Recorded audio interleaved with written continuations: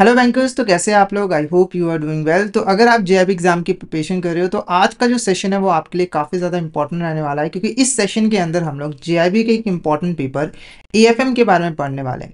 इस लेक्चर के अंदर हम लोग एएफएम के एक important topic trial balance and rectification of errors के बारे में पढ़ने वाले हैं और उससे रिलेटेड कुछ इंपॉर्टेंट कॉन्सेप्ट्स और क्वेश्चंस को डिटेल में डिस्कस करने वाले हैं।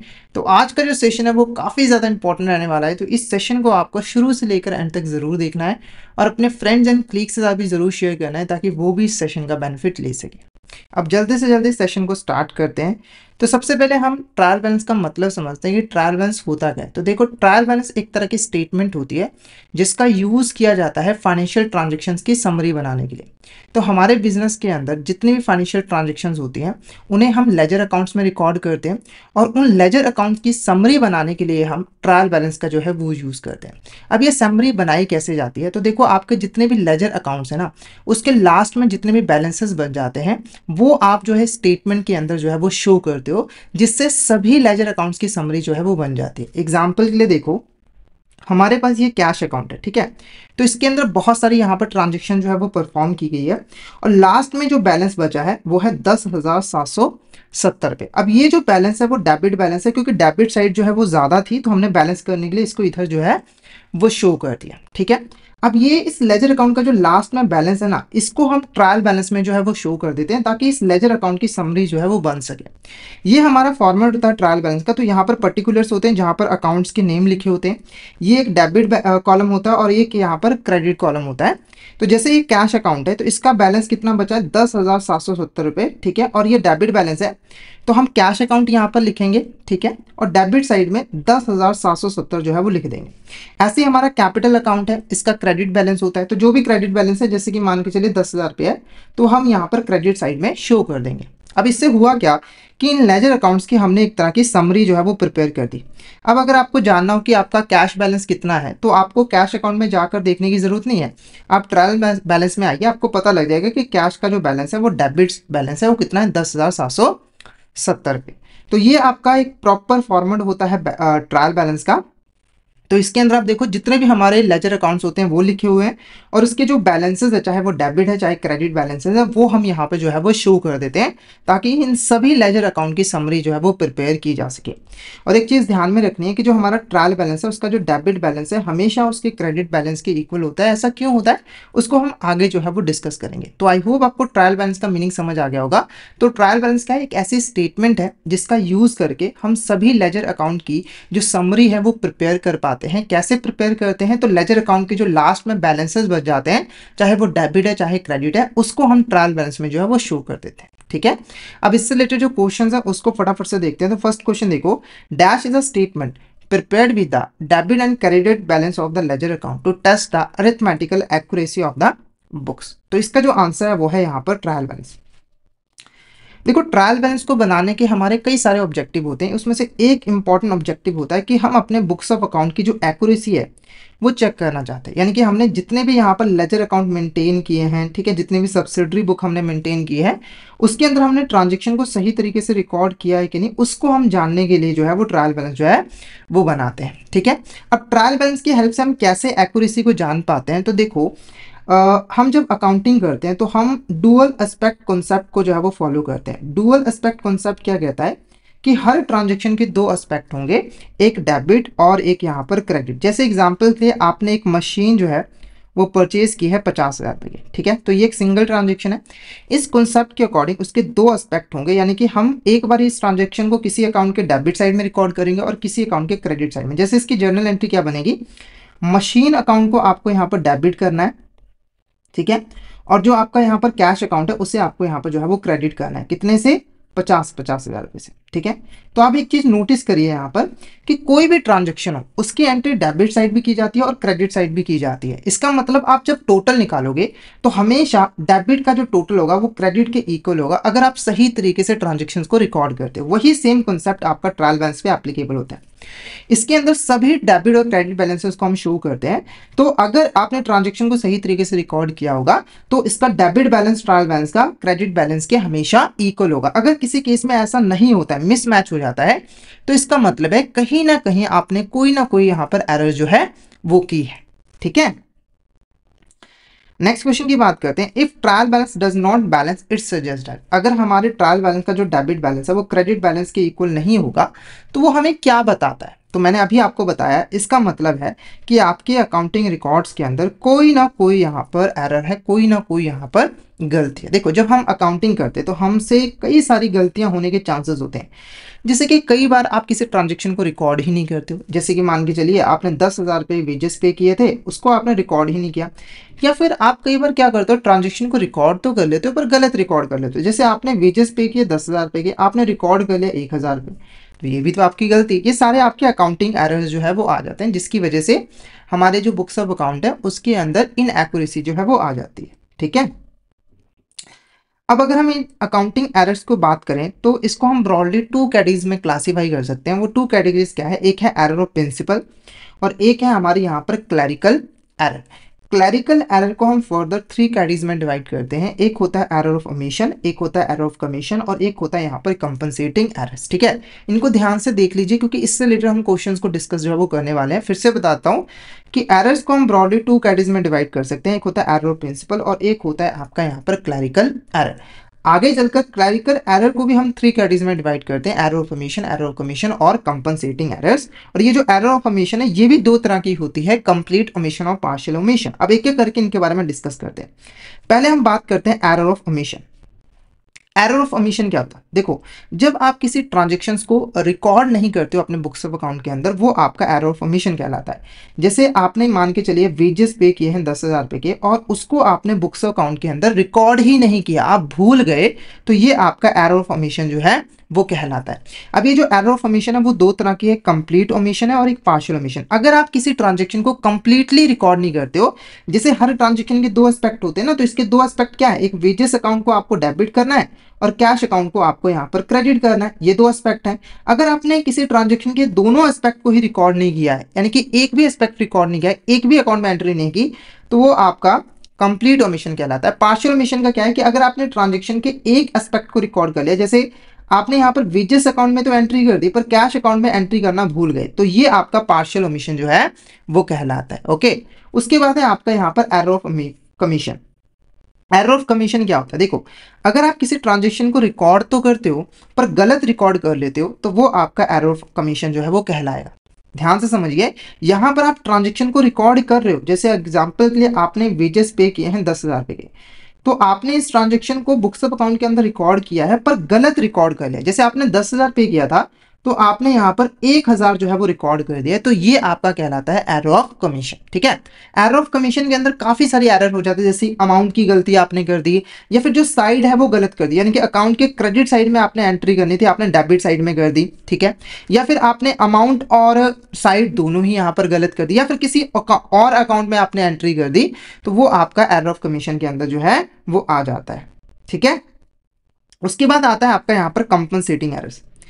कंपनसेटिंग एरर्स यहाँ पर क्या होती है, देखो कंपनसेटिंग एरर्स दो या दो से ज्यादा एरर्स होती हैं जो कि एक साथ मिलकर एक दूसरे के इम्पैक्ट को खत्म कर देती है। यानी कि कंपनसेटिंग एरर होने के बावजूद भी हमारा जो ट्रायल बैलेंस होता है वो टैली करता है, यानी कि इक्वल रहता है, उसमें कोई भी डिसबैलेंस जो है वो नहीं आया होता है। जैसे मैं आपको एग्जांपल देता हूँ, आपको सिंपल से एग्जांपल देता हूँ, तो आपने यहाँ पर 10,000 रुपये की सैलरी पे की, ठीक है, उसके बाद आपने वेजेस पे किए 10,000 रुपये की। ठीक है, ये दो ट्रांजेक्शन हुई। पहली गलती आपने क्या किया, आपने सैलरी को रिकॉर्ड कर दिया 9,000 के ऊपर। ठीक है, उसके बाद दूसरी गलती आपने यहाँ पर क्या कर दिया, आपने वेजेस को रिकॉर्ड कर दिया 11,000 पे। अब देखो ये दो गलतियों ने मिलकर एक दूसरे के इम्पैक्ट को जो है वो खत्म कर दिया है। ठीक है, क्योंकि लास्ट में जब आप टोटल एक्सपेंसेस निकालोगे तो वो कितना आएगा, 20,000 पे ही आएगा ना। ठीक है, पर एक्चुअली में ये ट्रांजेक्शन सही तो नहीं है, ये तो गलत रिकॉर्ड हो गई है। ठीक है, तो ऐसी गलतियां जो कि होती हैं और एक दूसरे के इम्पैक्ट को खत्म कर देती हैं, और इस गलती के होने के बावजूद भी हमारा जो ट्रायल बैलेंस रहता है वो टैली रहता है, बैलेंस रहता है, तो वो आपका कंपनसेटिंग एरर जो है वो कहलाता है। क्लियर है आपको यहां तक। उसके बाद आता है आपका यहाँ पर error of principle. Error of principle यहाँ पर क्या होता है? एरर ऑफ प्रिंसिपल, देखो जब हम अकाउंटिंग करते हैं तो हमें बहुत सारे प्रिंसिपल्स को फॉलो करना पड़ता है, बहुत सारे रूल्स एंड रेगुलेशंस को जो है वो फॉलो करना पड़ता है। जैसे कि एक इंपॉर्टेंट अकाउंटिंग प्रिंसिपल होता है कि अगर आप रेंट पे कर रहे हो ना, तो आपको हमेशा रेंट अकाउंट को यहाँ पर डेबिट करना और कैश अकाउंट को यहाँ पर क्रेडिट करना है। जिसको आपने रेंट पे किया है उसके अकाउंट को आपको डेबिट नहीं करना है। ये एक इंपॉर्टेंट अकाउंटिंग प्रिंसिपल है। और मान के चलिए कंपनी ने रेंट पे किया और उसने लैंड लोन अकाउंट को यहाँ पर डेबिट कर दिया, यानी कि जिसको उन्होंने रेंट पे किया था ना उसके अकाउंट को यहाँ पर डेबिट कर दिया और कैश अकाउंट को क्रेडिट कर दिया, तो ये आपकी जो एरर है वो एरर ऑफ प्रिंसिपल जो है वो कहलाएगी। ठीक है, एक और एग्जांपल देता हूं। तो एक अकाउंटिंग प्रिंसिपल कहता है कि जब भी आप वेजेस पे करोगे तो हमेशा आपको वेजेस अकाउंट को जो है वो डेबिट करना है, ना कि उस पर्सन के अकाउंट को जिसको आपने वेजेस पे किए हैं। ठीक है, तो अगर कंपनी ने 10,000 रुपए की वेजेस पे किए हैं और वेजेस अकाउंट को डेबिट करने की बजाय उसने उस पर्सन के अकाउंट को डेबिट कर दिया जिसको उसने वेजेस पे किए थे, मान के चलिए राम पर्सन था, उसको उसने वेजेस पे किए थे, तो राम अकाउंट को यहाँ पर डेबिट कर दिया और कैश अकाउंट को क्रेडिट कर दिया, तो ये जो गलती है वो आपकी यहाँ पर एरर ऑफ प्रिंसिपल जो है वो कहलाते हैं। सिंपली अगर आप किसी प्रिंसिपल को फॉलो नहीं करते हो, अकाउंटिंग करते वक्त किसी रोल को वॉयलेट करते हो, किसी प्रिंसिपल को वॉयलेट करते हो, तो वो आपका यहाँ पर एरर ऑफ प्रिंसिपल जो है वो कहलाएगा। तो ये सारी हमारी यहाँ पर एरर्स थी जो कि कॉमनली हम करते हैं जब भी हम अकाउंटिंग जो है वो कर रहे होते हैं। तो आई होप आपको यहाँ तक क्लियर हो गया होगा। अगर आपको किसी भी तरह का डाउट आता है तो आप चैट बॉक्स में मैसेज करके पूछ सकते हो, और अगर क्लियर हो गया तो एक बार मैसेज करके जरूर बता दीजिएगा कि आपको यहाँ तक क्लियर है। नेक्स्ट क्वेश्चन देखो यहाँ पर क्या है, sales transaction worth 10,000 was not recorded in the books, what type of error is this. ठीक है, तो देखो यहाँ पर 10,000 रुपए की सेल्स की गई थी और इसको आपने बुक्स ऑफ अकाउंट के अंदर रिकॉर्ड नहीं किया, तो ये किस तरह की यहाँ पर एरर है? तो फटाफट से इसका आंसर बता दीजिए। मैंने आपको अभी सभी तरह की जो एरर्स हैं वो अच्छे तरीके से यहाँ पे जो है वो समझा दिए हैं, तो फटाफट से यहाँ पर बता दीजिए कि अगर कोई सेल्स ट्रांजेक्शन हुई है 10,000 रुपए की और अगर आपने उसको बुक्स ऑफ अकाउंट में रिकॉर्ड नहीं किया है तो वो किस तरह की एरर जो है वो कहलाएगी। फटाफट से इसका आंसर बताइए। तो इसका जो आंसर है वो है error of omission is a correct answer. ठीक है, क्योंकि आपने ट्रांजेक्शन को रिकॉर्ड ही नहीं किया। उसके बाद देखो cash payment 5,000 was incorrectly recorded in the customer A account, what type of this error is. ठीक है, तो यहाँ पर एक कस्टमर ए था, उसके अकाउंट में गलती से यहाँ पर 5,000 रुपए की कैश पेमेंट की जो एंट्री है वो यहाँ पर हो गई है, तो ये किस तरह की यहाँ पर एरर जो है वो कहलाएगी। तो इसका जो आंसर है वो है आपका यहाँ पर error of commission is a correct answer, क्योंकि आपने ट्रांजेक्शन को रिकॉर्ड तो किया है पर गलत रिकॉर्ड कर लिया है, तो ये आपका एरर ऑफ कमीशन जो है वो कहलाएगा। उसके बाद देखो office furniture purchase for 50,000 was recorded as an expense instead of being capitalized an asset, what type of error is this। देखो यहां पर हुआ क्या है, एक चीज मैं आपको बता दूं कि जब हम ऑफिस के लिए फर्नीचर खरीदते हैं, तो फर्नीचर क्या है, एक तरह का हमारा यहाँ पर एसेट है। क्या करना है, एक तरह का यहाँ पर एसेट है, तो इसे ना हमें फर्नीचर अकाउंट में जो है वो रिकॉर्ड करना होता है। ठीक है, पर हुआ क्या है कि हमने इस परचेज को एज अ एक्सपेंस जो है वो रिकॉर्ड कर लिया, यानी कि हमने इसको एसेट मानने के बजाय इसे एक एक्सपेंस जो है वो मान लिया है।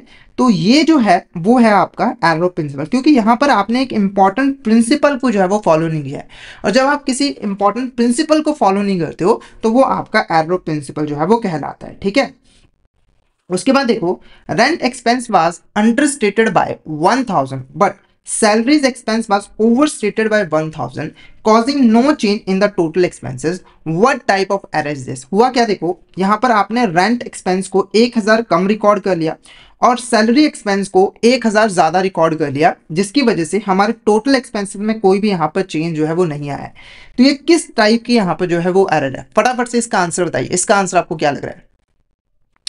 तो इसका जो आंसर है वो है compensating error is the correct answer. Compensating error क्यों है, क्योंकि देखो इन दो गलतियों ने एक दूसरे के इंपैक्ट को खत्म कर दिया है।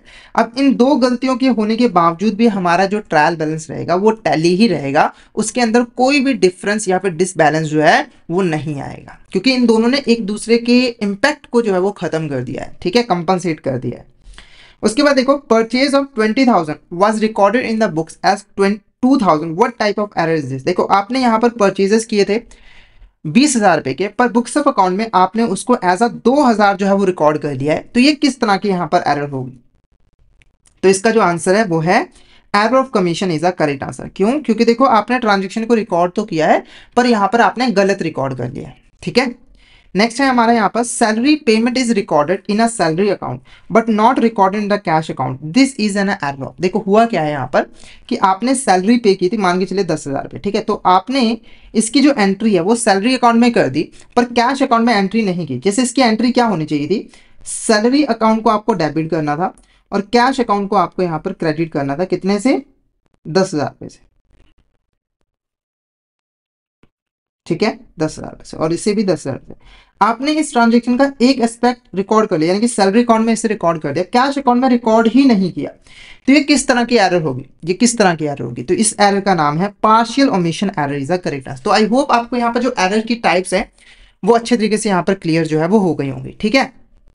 अब बढ़ते हैं नेक्स्ट क्वेश्चन की तरफ। Dash is refer to the procedure of revising mistake made in the recording transaction. देखो जब हम यहाँ पर अकाउंटिंग करते हैं तो हमसे कई सारी यहाँ पर जो है वो गलतियां हो जाती हैं, ठीक है। अब उन गलतियों को ठीक करना भी तो जरूरी है ना। अगर आपने कोई ट्रांजेक्शन को गलत रिकॉर्ड कर लिया है तो अगर आपको पता लग गया है कि वो गलत है तो उसे आपको ठीक करना तो ज़रूरी है ना। तो वो प्रोसेस क्या है जिसके थ्रू हम जितने भी मिस्टेक्स होते हैं उनको रिवाइज करते हैं, यानी कि उसको ठीक करते हैं, ताकि हमारी जो फाइनेंशियल स्टेटमेंट्स हैं वो यहाँ पर एक्यूरेट जो है वो बन सके, हमारे बुक्स ऑफ अकाउंट जो है वो एक्यूरेट प्रिपेयर हो सके। तो इस प्रोसेस का नाम होता है रेक्टिफिकेशन ऑफ एरर्स, ठीक है। तो हम बेसिकली एरर्स को रेक्टिफाई करते हैं, ठीक करते हैं। अब इन एरर्स को कैसे यहाँ पर जो है वो ठीक किया जाता है, तो बेसिकली हमें एक जर्नल एंट्री जो है वो पास करनी पड़ती है, यानी कि ट्रांजेक्शन्स को रिकॉर्ड करते वक्त भी हमें जर्नल एंट्री पास करनी पड़ती है, और अगर हमसे कोई गलती हो जाती है तो उसे ठीक करने के लिए भी हमें जर्नल एंट्री जो है वो पास करनी पड़ती है, ठीक है। अब ये रेक्टिफिकेशन ऑफ एरर की कैसे जाती है, इसको थोड़ा मैं एग्जांपल की हेल्प से आपको समझाना चाहूंगा, ताकि जब हम क्वेश्चंस करें तो आपको कोई भी यहाँ पर डिफिकल्टी जो है वो ना आए, ठीक है। तो दो एग्जांपल हम यहाँ पर लेकर चलेंगे। तो मान के चलिए एक XYZ कंपनी है, उसने यहाँ पर 10,000 रुपये की जो वेजेस हैं वो यहाँ पर पे किए हैं एक राम पर्सन को, ठीक है, राम नाम का वर्कर था, उसको यहाँ पर जो है वो पे किया था, ठीक है। अब इसकी एंट्री क्या होनी चाहिए थी, अगर मैं एंट्री की बात करूं तो वो है वेजेस अकाउंट को आपको डेबिट करना था और कैश अकाउंट को आपको यहाँ पर क्रेडिट करना था 10,000 रुपये से और 10,000 रुपये से, ठीक है। पर गलती क्या हो गई कि जो XYZ कंपनी है उसने यहाँ पर राम के अकाउंट को यहाँ पर डेबिट कर दिया, यानी कि राम अकाउंट को डेबिट कर दिया 10,000 रुपये से, और जो कैश अकाउंट है उसे यहाँ पर जो है वो क्रेडिट कर दिया 10,000 रुपये से, ठीक है। अब इस गलती की वजह से पहले हुआ क्या है उसको जान लीजिए, फिर हम ये समझेंगे कि इन गलती को हमें ठीक कैसे करना है। तो मैं यहाँ पर अकाउंट जो है वो बना देता हूँ दोनों के। तो ये आपका हो गया यहाँ पर वेजेस अकाउंट, ठीक है, और ये हो गया आपका आराम का अकाउंट, ओके, ताकि आपको प्रैक्टिकली पता लगे कि हम कैसे यहाँ पर गलतियों को ठीक करते हैं, ठीक है। यहाँ पर पर्टिकुलर्स, ये डेबिट, पर्टिकुलर्स क्रेडिट, ये पर्टिकुलर्स डेबिट, पर्टिकुलर्स और क्रेडिट, ठीक है।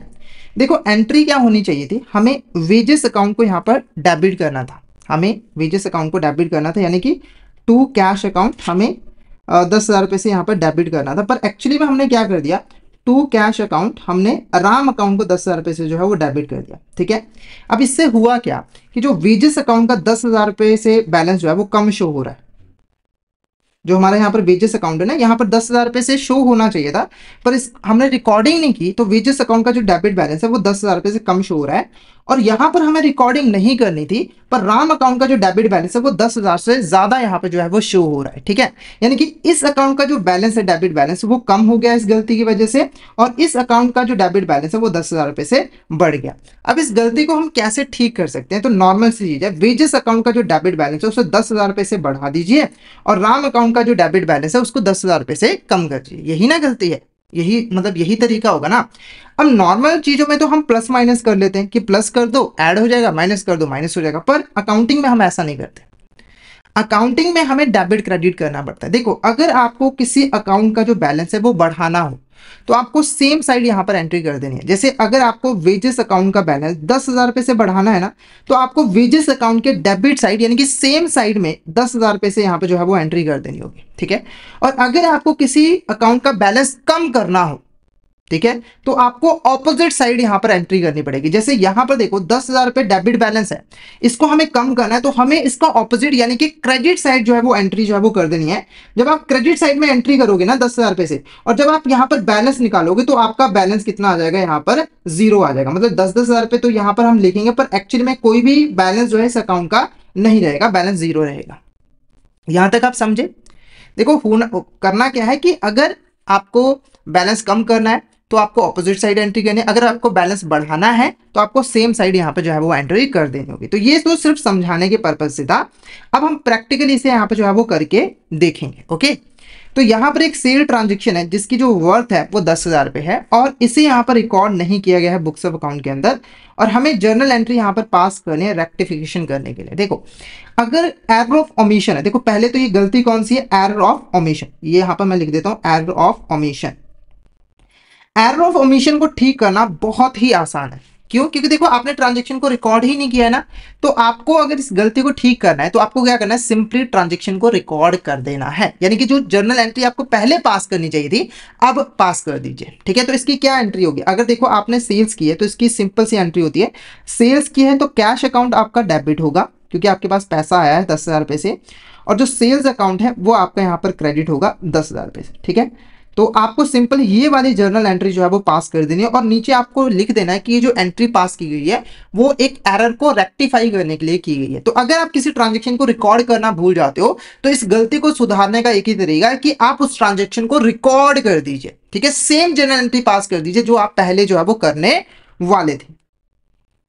उसके बाद देखो purchase of 20,000 was recorded in the books as 2,000, pass the journal entry for rectification of this entry। देखो यहाँ पर परचेज की गई थी 20,000 रुपए की और उसे हमने बुक्स ऑफ अकाउंट में एज अ 2,000 जो है वो रिकॉर्ड कर दिया है। तो इस एंट्री को हमें यहाँ पर ठीक करना है, इस एरर को हमें ठीक करना है, उसके लिए जर्नल एंट्री जो है वो पास करनी है। तो पहले देखो ये जो एरर है, ये कौन सी एरर है आपकी, ये एरर है आपकी एरर ऑफ कमीशन। कौन सी एरर है ये, error of commission, error of commission. ठीक है, अब एरर ऑफ कमीशन को हम कैसे ठीक कर सकते हैं, तो देखो 20,000 रुपये आपको परचेज जो है वो रिकॉर्ड करना था, 20,000 रुपये आपको यहाँ पर परचेज जो है वो रिकॉर्ड करना था, पर आपने 2,000 यहाँ पर रिकॉर्ड कर लिया, यानी कि 18,000 से आपने परचेज को रिकॉर्ड नहीं किया। तो आपको क्या करना है, 18,000 की जो एंट्री है वो पास कर देनी है। यानी कि अगर हमारी जो एंट्री थी वो क्या थी, परचेज अकाउंट को हमें डेबिट करना है 18,000 रुपये से जो कि यहाँ पर रह गई थी, और कैश अकाउंट को आपको यहाँ पर क्रेडिट करना है 18,000 रुपये से, तब ये गलती जो है वो ठीक हो जाएगी। ठीक है, क्योंकि आपको परचेज 20,000 रुपये यहाँ पे जो है वो रिकॉर्ड करने थे, पर आपने कर दिए 2,000 रुपये, 18,000 रुपये से रह गए थे ना, तो आप 18,000 की जो एंट्री रह गई है उसको यहाँ पे जो है वो पास कर दीजिए। तो मैंने यहाँ पर कर दिया, परचेज अकाउंट को आपको डेबिट करना है 18,000 के साथ और कैश अकाउंट को क्रेडिट करना है 18,000 के साथ। क्लियर है आपको यहाँ तक? ये तो थे इजी क्वेश्चन। अब थोड़े से हम डिफिकल्ट क्वेश्चन यहाँ पे जो है वो करेंगे। ठीक है, तो यहाँ पर देखो क्या है, फर्नीचर सोल्ड किया गया है 10,000 रुपए का और इसे यहाँ पर सेल्स अकाउंट में जो है वो रिकॉर्ड कर दिया गया है। तो इस एरर को ठीक करने के लिए हमें जर्नल एंट्री जो है वो पास करनी है। पहले देखो ये एरर कौन सी है, ये है error of principle. Error of principle क्यों है एरर ऑफ प्रिंसिपल, वो थोड़ा सा हम डिस्कस कर लेते हैं। देखो फर्नीचर हमारी होती है एक एसेट, फर्नीचर होती है एक एसेट, और एसेट से रिलेटेड जो भी ट्रांजैक्शन होती है वो उसी एसेट अकाउंट में रिकॉर्ड किया जाता है। जैसे कि अगर ये फर्नीचर अकाउंट है, ये फर्नीचर अकाउंट है, तो फर्नीचर से रिलेटेड जितने भी यहाँ पर ट्रांजैक्शन होंगी वो फर्नीचर अकाउंट में ही रिकॉर्ड की जाएगी। तो आपने अगर फर्नीचर 10,000 रुपये की सोल्ड की है तो उसको आप सेल्स अकाउंट में पोस्ट नहीं कर सकते हो, उसे आपको फर्नीचर अकाउंट में ही रिकॉर्ड जो है वो करना पड़ेगा। ठीक है, अब इसको कैसे ठीक करेंगे, तो देखो इस गलती की वजह से, पहले गलती कहाँ पे हुई, आपने जो एंट्री पास कर दी वो पास कर दी कैश अकाउंट डेबिट 10,000 रुपये से और सेल्स अकाउंट को आपने क्रेडिट कर दिया 10,000 रुपये से। ठीक है, पर करेक्ट एंट्री क्या होनी चाहिए थी, कैश अकाउंट आपका डेबिट होता 10,000 रुपये से और फर्नीचर अकाउंट को आपको यहाँ पर जो है वो क्रेडिट करना था। तो एक चीज नोटिस करो कि जो कैश अकाउंट है ये तो ठीक है, इसमें कोई भी गलती नहीं है, सिर्फ ये सेल्स अकाउंट और फर्नीचर अकाउंट में थोड़ी सी गलती जो है वो हो गई है। ठीक है, अब इस गलती की वजह से हुआ क्या है, सबसे पहले देखो सेल्स अकाउंट का जो क्रेडिट बैलेंस है वो 10,000 रुपए से बढ़ गया। सेल्स अकाउंट का जो क्रेडिट बैलेंस है वो 10,000 रुपए से बढ़ गया है, जो कि नहीं बढ़ना चाहिए था क्योंकि इसकी एंट्री तो फर्नीचर अकाउंट में होनी चाहिए थी। और फर्नीचर अकाउंट का जो क्रेडिट बैलेंस है वो 10,000 रुपए से कम हो गया है क्योंकि हमने ये ट्रांजैक्शन को रिकॉर्ड ही नहीं किया। अब इसको रेक्टिफाई कैसे करेंगे, तो सिंपली हमें क्या करना है, सेल्स अकाउंट का जो क्रेडिट बैलेंस है 10,000 रुपए, इसे हमें कम कर देना है। और जब हम बैलेंस को कम करते हैं तो हम ऑपोजिट साइड एंट्री करते हैं। जैसे कि यहाँ पर क्रेडिट बैलेंस है तो यहाँ पर हमें क्या करना है, सेल्स अकाउंट को सेम अमाउंट यानी कि 10,000 रुपए से डेबिट कर देना है, जिससे कि इसका जो क्रेडिट बैलेंस बढ़ा हुआ था 10,000 रुपए वो कम हो जाएगा। ठीक है, उसके बाद फर्नीचर अकाउंट का हमें 10,000 से बैलेंस जो है वो बढ़ाना है तो सेम साइड एंट्री कर देंगे, यानी कि यहाँ पर क्रेडिट साइड में फर्नीचर अकाउंट में एंट्री होनी चाहिए थी, तो हम यहाँ पर क्रेडिट कर देंगे फर्नीचर अकाउंट को 10,000 रुपए से। तो ये आपकी यहाँ पर सिंपल सी यहाँ पर जर्नल एंट्री जो है वो हो गई है। जब मैंने आपको स्टार्टिंग में समझाया था तो अकाउंटिंग के अंदर ऐसे ही बैलेंस को कम या ज्यादा किया जाता है। अगर आपको किसी अकाउंट का बैलेंस बढ़ाना है तो सेम साइड एंट्री कर दीजिए। जैसे कि फर्नीचर अकाउंट का बैलेंस मुझे बढ़ाना था तो क्रेडिट साइड है, तो मैं क्रेडिट साइड मैंने एंट्री कर दी। और जब कम करना है तो ऑपोजिट साइड एंट्री कर दीजिए। सेल्स अकाउंट आपका क्रेडिट साइड में है तो डेबिट साइड में आप यहाँ पर एंट्री जो है वो कर दीजिएगा। ठीक है, बाकी कैश अकाउंट तो आपको सही था बिल्कुल। उसके बाद देखो, the firm had paid rent 10,000 to landlord but his personal account has been debited, pass the journal entry for rectification of this entry. ठीक है, तो यहां पर देखो फर्म ने रेंट पे किया है 10,000 रुपए का लैंडलॉर्ड को। ठीक है, तो इसकी जो जर्नल एंट्री होनी चाहिए थी वो क्या थी, रेंट अकाउंट को आपको डेबिट करना था और कैश अकाउंट को आपके यहाँ पर क्रेडिट करना था 10,000 रुपए से। ठीक है, पर हुआ क्या है, यहाँ पर हमने लैंडलॉर्ड अकाउंट को डेबिट कर दिया 10,000 रुपए से और कैश अकाउंट को क्रेडिट कर दिया 10,000 रुपए से, जिससे ये जो एंट्री है वो तो सही है पर ये एंट्री जो है वो गलत होगी, क्योंकि यहां पर आपने एक इंपॉर्टेंट प्रिंसिपल को वायलेट कर दिया। तो ये आपका एरर प्रिंसिपल होगा। ठीक है, तो आपको आप करना क्या, आप इसको ठीक करोगे, कैसे करोगे, तो देखो इस एंट्री की वजह से हुआ क्या है, जो लैंडलॉर्ड का डेबिट बैलेंस है वो 10,000 रुपए से इंक्रीज हो रहा है और जो रेंट अकाउंट का डेबिट बैलेंस है वो 10,000 रुपए से डिक्रीज हो रहा है। ठीक है, तो मुझे लैंडलॉर्ड का जो 10,000 रुपए का डेबिट बैलेंस है इसे मुझे कम करना है। तो मैं क्या करूंगा, ऑपोजिट साइड एंट्री यानी कि लैंडलॉर्ड अकाउंट को 10,000 रुपए से क्रेडिट कर दूंगा और रेंट अकाउंट का जो डेबिट बैलेंस है उसे 10,000 रुपए से इंक्रीज करना है, तो रेंट अकाउंट को मैं डेबिट कर दूंगा 10,000 रुपए से। तो ये आपकी यहाँ पर सिंपल सी एंट्री होती है। एक और मैं आपको ट्रिक बताता हूँ, एक अगर आपको ऐसे थोड़ी सी दिक्कत आ रही हो, ठीक है, वैसे तो बहुत ईजी मैंने आपको समझा दिया, फिर भी तो आपको अगर कोई ऐसी एंट्री दिख जाए जहां पर एक चीज सही है दूसरी चीज यहां पर गलत है, तो आपको क्या करना है, जो चीज सही है उसको सही रहने दो। जैसे यहां पर देखो, जो यहाँ पर रेंट अकाउंट है, ठीक है, ये यहाँ पर सही है, इसको डेबिट ही होना चाहिए था तो इसको डेबिट ही कीजिए। ये यहाँ पर गलत तरीके से डेबिट हो गया है तो इसको आप इसका रास्ता चेंज कर दिए, इसे आप यहाँ पर क्रेडिट जो है वो कर दीजिए। ठीक है, तो जो सही है उसको सही रहने दो। रेंट अकाउंट डेबिट है वो सही है तो उसको डेबिट साइड एंट्री कर दो, और लैंडलॉर्ड अकाउंट गलत है यानी कि वो डेबिट पे जा रहा था गलत है तो उसे क्रेडिट कर दीजिए। ठीक है, उसके बाद देखो यहाँ पर goods sold to Ramesh for 2,000 were recorded in the purchase book, the rectification entry shall. तो यहाँ पर देखो गुड्स जो है वो सोल्ड की गई थी रमेश को 2,000 रुपए की और इसे रिकॉर्ड कर दिया है परचेज बुक के अंदर। अब हमें यहाँ पर रेक्टिफिकेशन एंट्री जो है वो पास करनी।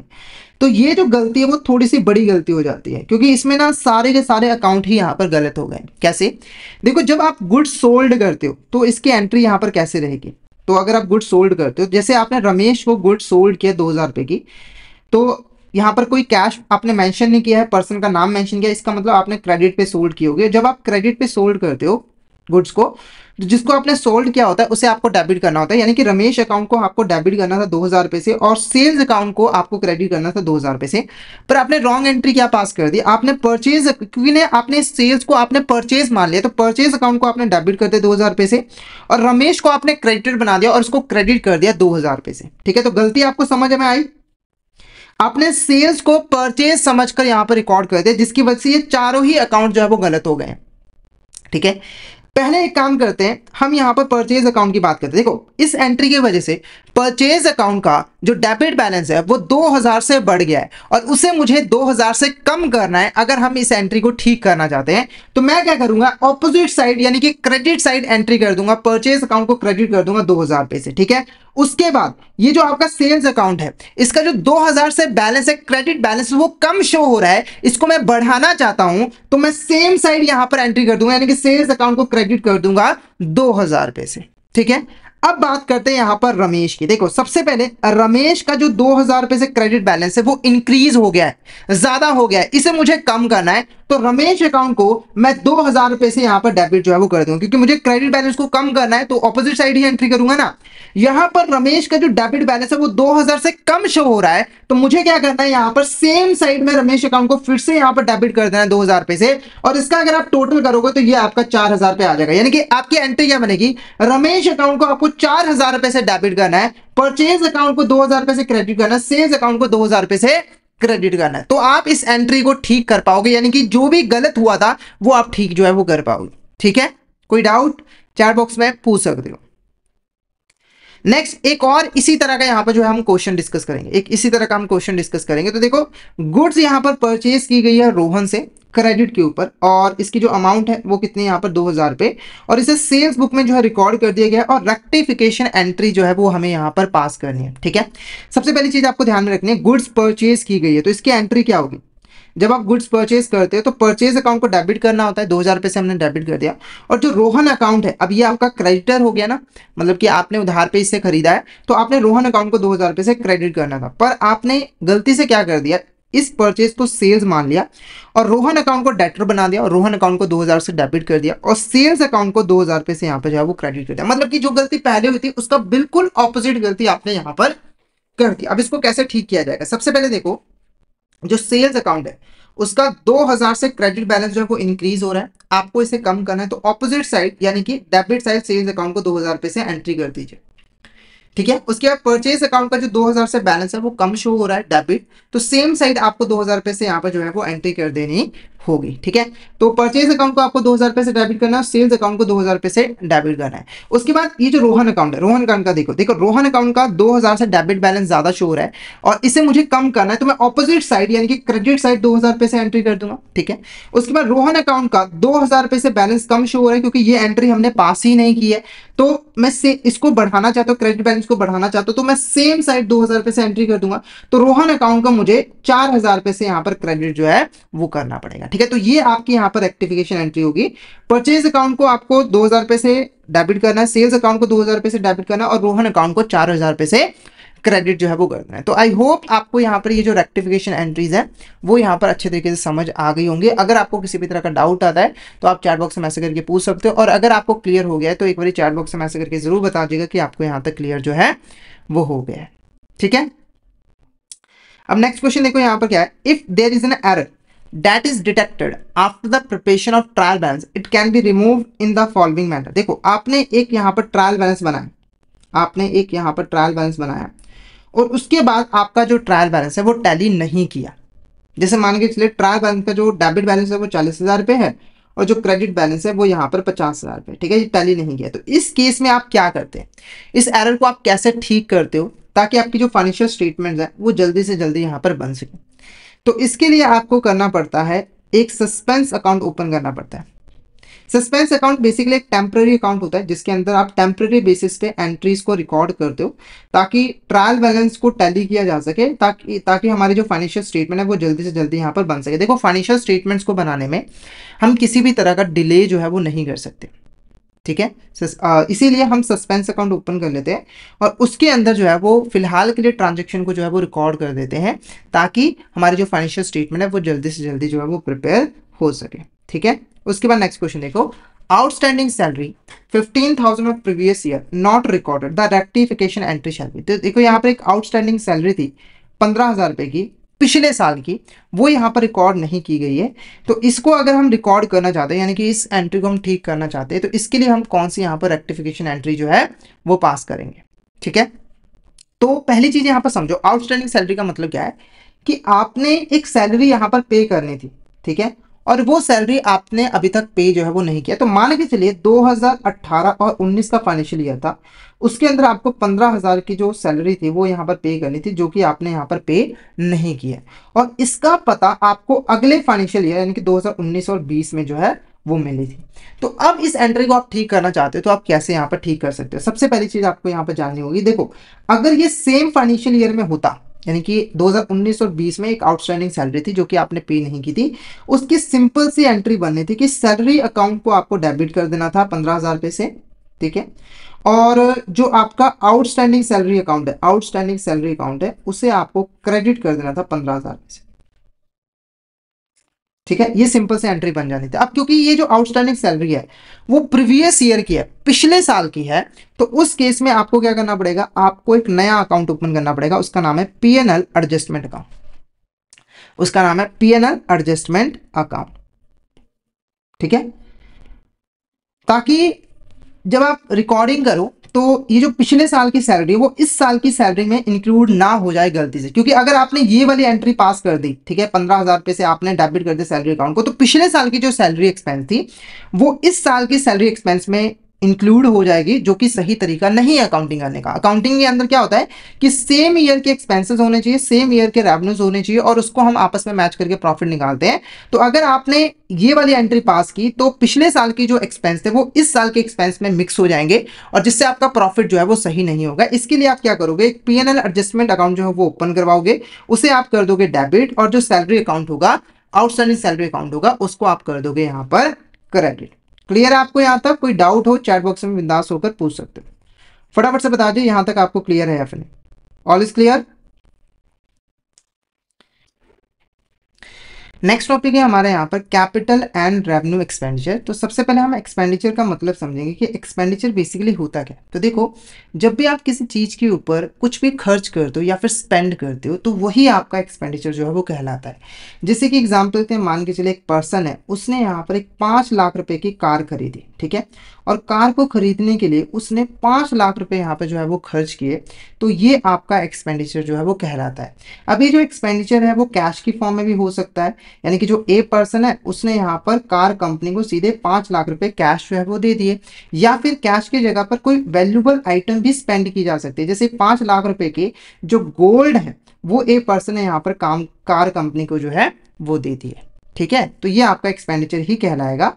तो फर्स्ट क्वेश्चन देखो क्या है, dash means spending on something. This can be payment in cash or can also be exchange of some valuable item in exchange for goods or services. तो इसका जो आंसर है वो है आपका यहाँ पर एक्सपेंडिचर। तो गुड्स और सर्विसेज को एक्वायर करने के लिए आप जो भी कैश पेमेंट कर रहे हो या फिर कोई वैल्यूबल आइटम को एक्सचेंज कर रहे हो तो वो आपका एक्सपेंडिचर जो है वो कहलाएगा, ठीक है। नेक्स्ट क्वेश्चन देखो, dash expenditure involve purchase of fix assets like plant machinery assets land vehicles payments और copyrights whose benefits are received more than 1 year by the firm. तो इसका जो आंसर है वो है कैपिटल एक्सपेंडिचर, ठीक है। देखो, कैपिटल एक्सपेंडिचर एक ऐसा एक्सपेंडिचर होता है जिसका जो बेनिफिट है वो कंपनी को 1 साल से ज़्यादा के लिए मिलता है। जैसे कि मान के चलिए एक XYZ कंपनी है, उसने यहाँ पर एक मशीन खरीदी है 50,000 रुपये की, ठीक है, और मशीन की जो वैलिडिटी है वो है 5 ईयर्स, यानी कि जो मशीन है वो 5 सालों तक जो है वो अच्छे तरीके से काम करेगी, ठीक है। तो इस एक्सपेंडिचर का जो बेनिफिट है वो कंपनी को अगले 5 सालों तक मिलेगा, तो ये आपका कैपिटल एक्सपेंडिचर जो है वो कहलाएगा। और कैपिटल एक्सपेंडिचर बेसिकली एसेट्स को खरीदने के लिए, एक्वायर करने के लिए, उसको इम्प्रूव करने के लिए जो है वो किया जाता है। और जो भी आप कैपिटल एक्सपेंडिचर करते हो तो उसे हम बैलेंस शीट में जो है वो रिकॉर्ड करते हैं as a asset. Income statement के अंदर इसे रिकॉर्ड नहीं किया जाता है। और कैपिटल एक्सपेंडिचर की जो अमाउंट होती है वो काफ़ी बड़ी होती है, जिसकी वजह से इसका जो इम्पैक्ट होता है वो बिजनेस के ऊपर लंबे समय तक पड़ता है। इसीलिए कैपिटल एक्सपेंडिचर से जो रिलेटेड जो डिसीजंस होते हैं वो कंपनी को काफ़ी सोच समझ कर लेने पड़ते हैं, ठीक है। नेक्स्ट क्वेश्चन देखो, dash are expenditure which are incurred for normal business operation by the company, the benefit of which will be received in the same accounting period। ठीक है, तो ऐसे एक्सपेंडिचर जो कि कंपनी करती है अपने नॉर्मल बिजनेस ऑपरेशंस को परफॉर्म करने के लिए, और ऐसे एक्सपेंडिचर का जो बेनिफिट है वो कंपनी को सिर्फ 1 साल तक ही मिलता है, सेम अकाउंटिंग पीरियड में उसका बेनिफिट जो है वो मिल जाता है। तो इस एक्सपेंडिचर का जो नाम है वो है आपका यहाँ पर रेवेन्यू एक्सपेंडिचर। क्या है आपका? Revenue expenditure. जैसे कि एग्जाम्पल के मान के चलिए कंपनी ने यहाँ पर वेजेस पे किए हैं, सैलरीज पे किए हैं, तो ये नॉर्मल ऑपरेशंस को परफॉर्म करने के लिए किए गए खर्चे हैं, और इनका बेनिफिट सेम अकाउंटिंग पीरियड में जो है वो मिल जाता है। जैसे अगर मान के चलिए 2018 के अंदर एक एम्प्लॉय ने 12 महीने आपके पास काम किए और आपने 5 लाख रुपए सैलरी पे की, तो ये जो खर्चा आपने किया इसका बेनिफिट आपको 2018 में ही मिल चुका है, क्योंकि 2018 में जो काम किया था उसकी ही आपने यहाँ पर सैलरी जो है वो पे की है, ठीक है। तो आपने वर्कर से काम जो है वो करवा दिया है, तो ये आपका रेवेन्यू एक्सपेंडिचर जो है वो कहलाएगा। उसके बाद देखो, which type of expenditure incurred when company repairs a machine. तो मान के चलिए कंपनी के पास एक मशीन है वो खराब हो गई है और इसे यहाँ पे जो है कंपनी रिपेयर करवा रही है, तो ये किस तरह का खर्चा आपका कहलाएगा? ये कैपिटल एक्सपेंडिचर होगा या फिर रेवेन्यू एक्सपेंडिचर होगा? वो आप फटाफट से चैट बॉक्स में मैसेज करके बता दीजिए, ये किस तरह का एक्सपेंडिचर होगा। तो इसका जो आंसर है वो है आपका revenue expenditure is a correct answer. क्यों? क्योंकि देखो जो मशीन्स हैं उनको मेंटेन करना, उनकी रिपेयर करवाना, ये नॉर्मल ऑपरेशंस के अंदर ही जो है वो आ जाते हैं। हालांकि अगर मान के चले आपने कोई यहाँ पर मशीन जो है वो खरीदी है और उसमें आपने किसी भी तरह की इंप्रूवमेंट करवाई है, ठीक है, तो वो आपका कैपिटल एक्सपेंडिचर ही होगा, ठीक है। और अगर आपने कोई नई मशीन खरीदी और उसको इंस्टॉल करवाने के लिए आपने खर्च किया तो वो भी कैपिटल एक्सपेंडिचर होगा। पर एक बार अगर आप मशीन को यूज करने लगे उसके बाद अगर ये खराब होती है और सिर्फ आप रिपेयरिंग करवाते हो, कोई इंप्रूवमेंट नहीं करवा रहे हो, तो वो आपका रेवेन्यू एक्सपेंडिचर ही कहलाएगा। उसके बाद purchase of new delivery van by a company is an example. Company ने एक न्यू डिलीवरी वैन यहाँ पर परचेज किया है ताकि वो अपने गुड्स और सर्विसेज की डिलीवरी कर सके।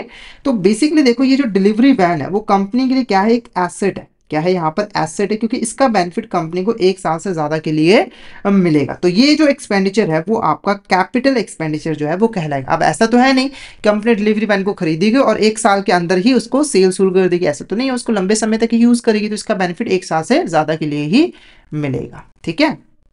उसके बाद देखो the cost of renovating a factory to increase is capacity is classified as. तो हमारी एक फैक्ट्री थी, उसको कंपनी ने यहाँ पर रेनोवेट कराया। रेनोवेट करवाने का मतलब क्या है, बेसिकली मान के चले पहले उसके अंदर 10 मशीन थी फैक्ट्री के अंदर, अब 100 मशीन यहां पर हमने इंस्टॉल करवा दी है। ठीक है। साथ ही साथ उसका जो इंफ्रास्ट्रक्चर था फैक्ट्री का उसको भी थोड़ा सा हमने इंप्रूव करवाया। तो यहां पर देखो आप अपने एक एसेट्स में इंप्रूवमेंट करवा रहे हो, अपनी कैपेसिटी को इंक्रीज कर रहे हो, तो ये आपका यहाँ पर कैपिटल एक्सपेंडिचर जो है वो कहलाएगा। तो मैंने आपको स्टार्टिंग में बताया कि अगर आप किसी एसेट में इंप्रूवमेंट भी करवाते हो ये तो वो आपका कैपिटल एक्सपेंडिचर के अंदर ही आ जाता है। उसके बाद देखो salary pay to a factory worker is considered है। तो एक फैक्ट्री वर्कर है, उसको हमने यहाँ पर सैलरी जो है वो पे की है, तो वो हमारा क्या कहलाएगा। देखो सैलरी क्या है, सैलरी बेसिकली यहाँ पे ये नॉर्मल ऑपरेशंस पे किया गया खर्चा है, तो ये आपका रेवेन्यू एक्सपेंडिचर के अंदर जो है वो आता है। ठीक है।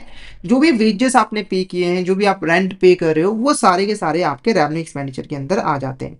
उसके बाद देखो cost of installing a new machinery in a factories. तो आपने मान लो 50,000 रुपए की एक मशीन खरीदी है और 10,000 रुपये आपने उसको इंस्टॉल करवाने के लिए खर्च किया है, तो ये क्या कौन सा खर्चा होगा, आपका रेवेन्यू या फिर कैपिटल एक्सपेंडिचर। फटाफट से इसका आंसर बताइए, इसका आंसर आपको क्या लगा, ये कौन सा खर्चा होगा आपका। तो इसका जो आंसर है वो है capital expenditure is a correct answer. Capital expenditure is a correct answer. क्यों, क्योंकि देखो हमारा एक इंपॉर्टेंट कॉस्ट कॉन्सेप्ट है, वो कहता है कि जब भी आप किसी एसेट को परचेज करते हो तो इसको इंस्टॉल करवाने तक जितना भी आप खर्च करते हो उसे एसेट की कॉस्ट में ही इंक्लूड किया जाता है। तो ये 10,000 रुपये इस एसेट की कॉस्ट में ही इंक्लूड किए जाएंगे, और एसेट को जब हम परचेज करते हैं तो वो आपका कैपिटल एक्सपेंडिचर ही कहलाएगा। ठीक है।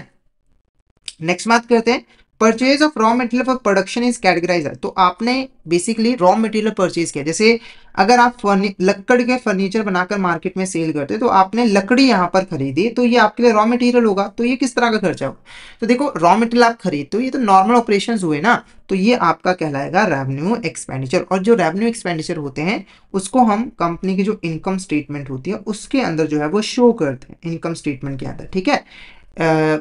क्योंकि ये आपका एक तरह का यहाँ पर एक्सपेंस जो है वो कहलाता है। उसके बाद देखो dash is an expenditure which is revenue in nature but incurred during accounting period, however related benefits are to be derived in multiple future accounting periods. यानी कि एक ऐसा एक्सपेंडिचर जिसका जो नेचर है वो तो रेवेन्यू एक्सपेंडिचर का है, यानी कि देखने में तो वो एक रेवेन्यू एक्सपेंडिचर है, पर उसका जो बेनिफिट है वो आपको एक साल से ज्यादा के लिए मिलता है।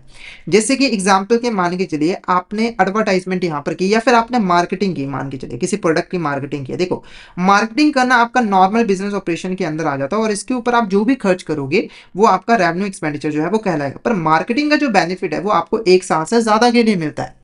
अब आपने एक बार मार्केटिंग कर दी तो उसका जो बेनिफिट है वो आपको कई सालों तक जो है वो मिलने वाला है। तो ये जो एक्सपेंडिचर है वो कौन सा एक्सपेंडिचर कहलाएगा, तो वो डेफर्ड रेवेन्यू एक्सपेंडिचर जो है वो कहलाएगा। क्यों, क्योंकि देखो ये कैपिटल एक्सपेंडिचर नहीं हो सकता है, क्योंकि कैपिटल एक्सपेंडिचर बनने के लिए क्या कंडीशन होनी चाहिए कि वो एसेट्स को परचेज करने के लिए जो है वो खर्च किया जाना चाहिए। ठीक है। जिसका बेनिफिट हमें लंबे समय तक मिलता है। और ये सिर्फ रेवेन्यू एक्सपेंडिचर भी नहीं रह सकता, क्योंकि रेवेन्यू एक्सपेंडिचर कौन सा एक्सपेंडिचर होता है, जो नॉर्मल बिजनेस ऑपरेशन पे खर्च किया जाता है पर उसका बेनिफिट एक साल में ही मिल जाता है। ठीक है। तो ये दोनों कैटेगरी में नहीं आते, तो इसीलिए आपका डेफर्ड रेवेन्यू एक्सपेंडिचर जो है वो कहलाता है। ठीक है। उसके बाद बात करते हैं रिसिप्ट्स की। तो देखो रिसिप्ट हमारी दो कैटेगरीज की होती है, एक होती है कैपिटल रिसिप्ट। कैपिटल रिसिप्ट क्या है, देखो रिसिप्ट का मतलब है जब कंपनी के पास पैसा आता है। तो कैपिटल रिसिप्ट जो है वो बेसिकली नॉन ऑपरेटिंग एक्टिविटीज से जो है वो जनरेट होता है। नॉन ऑपरेटिंग एक्टिविटी का मतलब है जो कंपनी का मेन बिजनेस नहीं है, जैसे एग्जांपल के लिए कंपनी जब यहाँ पर शेयर्स को इशू करती है या फिर अपने एसेट्स को सेल करती है, तो ये कंपनी का मेन काम जो है वो नहीं है, ये एक तरह की नॉन ऑपरेटिंग एक्टिविटी है। तो इससे जो भी पैसा आएगा वो आपका कैपिटल रिसिप्ट जो है वो कहलाएगा। जैसे कंपनी के पास एक मशीन थी, कंपनी ने उस मशीन को 10,000 रुपए में सोल्ड कर दिया, तो ये 10,000 रुपए कंपनी के पास आई, ये एक तरह की रिसिप्ट है। और कौन सी रिसिप्ट है? कैपिटल रिसिप्ट जो है वो कहलाएगी।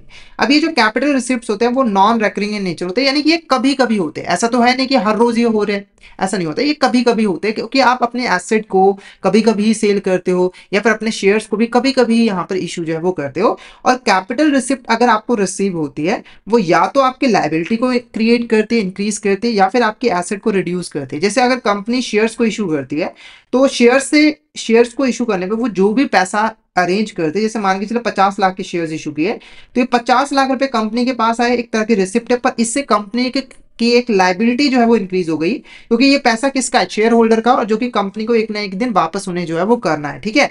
और अगर मान के चले कंपनी अपने एसेट्स को सेल करते, मान के चले 5 लाख रुपए की एक मशीनरी सेल की है, तो ये भी पैसा कंपनी के पास आया, पर इसकी वजह से हमारे जो एसेट्स हैं वो रिड्यूस हो गई है, एक एसेट हमारी कम हो गई है, ठीक है।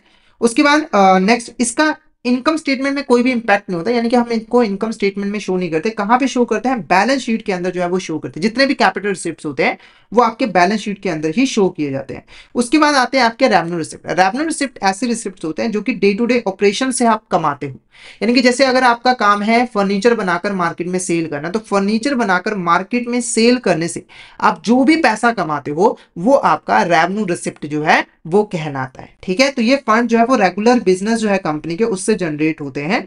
और कैपिटल रिसिप्ट जो है वो रेकरिंग इन नेचर होते हैं, ये बार बार होते हैं। ध्यान में रखिए, जो हमारे कैपिटल रिसिप्ट होंगे ना वो रेकरिंग इन नेचर होंगे, क्योंकि ये बार बार होते हैं। आप देखो फर्नीचर बनाओगे, अगर आपका फर्नीचर बना के मार्केट में सेल करने का काम है, तो आप फर्नीचर बनाओगे, ठीक है, और उसे मार्केट में सेल करो, फिर फर्नीचर बनाओगे, फिर मार्केट में सेल करो, फिर फर्नीचर बनाओगे, फिर मार्केट में सेल करोगे।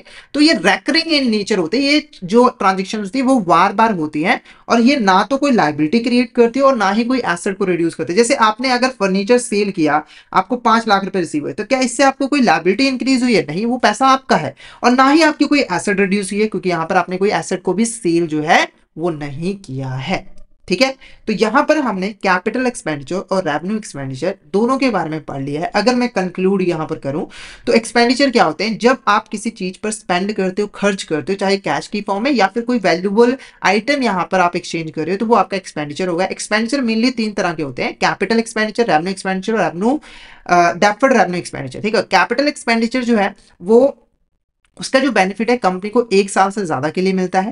रेवेन्यू एक्सपेंडिचर का जो बेनिफिट है वो कंपनी को 1 साल के अंदर अंदर में ही मिल जाता है। रेवेन्यू और डेफर्ड रेवेन्यू एक्सपेंडिचर का जो बेनिफिट है वो कंपनी को 1 साल से ज्यादा के लिए मिलता है, पर उसकी जो नेचर होती है वो रेवेन्यू एक्सपेंडिचर की होती है।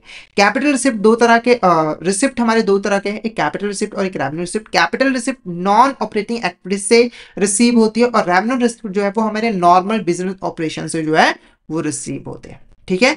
तो आज का जो हमारे यहाँ पर चैप्टर है वो यहाँ पर ओवर होता है। तो हमने बेसिकली कुछ इंपॉर्टेंट कॉन्सेप्ट्स और क्वेश्चंस को डिस्कस किया है। तो आई होप आपको यहाँ तक क्लियर हो गया होगा। अगर आपको किसी भी तरह का डाउट आता है तो आप चैट बॉक्स में मैसेज करके पूछ सकते हो, और अगर आपको क्लियर हो गया है तो एक बार मैसेज करके जरूर बता दीजिएगा कि यहाँ तक आपको क्लियर जो है वो हो गया है। All is clear?